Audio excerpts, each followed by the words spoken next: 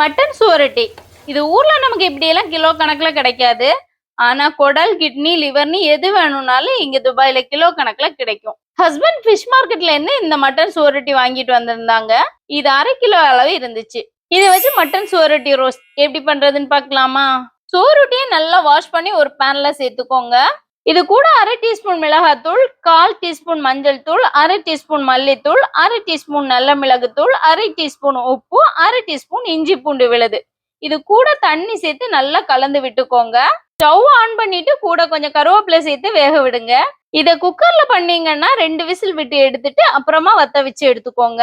இது நல்லா வத்துனதுக்கு அப்புறம் ஸ்டவ் ஆஃப் பண்ணிட்டு எடுத்து கட் பண்ணி எடுத்துக்கோங்க.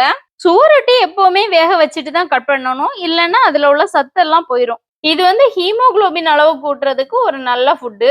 ஒரு பேன்ல 4 டேபிள் ஸ்பூன் அளவுக்கு தேங்காய் எண்ணெயும் 1 டீஸ்பூன் கீயும் சேர்த்துக்கோங்க. அடுத்ததா ஒரு கையளவு சின்ன வெங்காயம் நல்லா சாப் பண்ணி சேர்த்துக்கோங்க.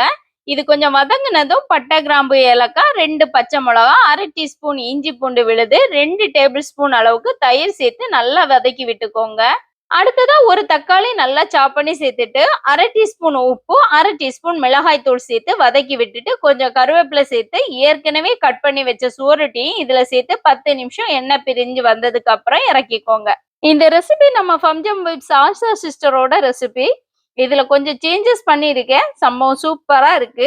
இந்த ரெசிபி உங்களுக்கு பிடிச்சிருந்தா லைக் அண்ட் ஷேர் பண்ணிட்டு மறக்காம ஃபாலோ பண்ணிக்கோங்க. Bye bye. அஸ்ஸலாமு அலைக்கும்.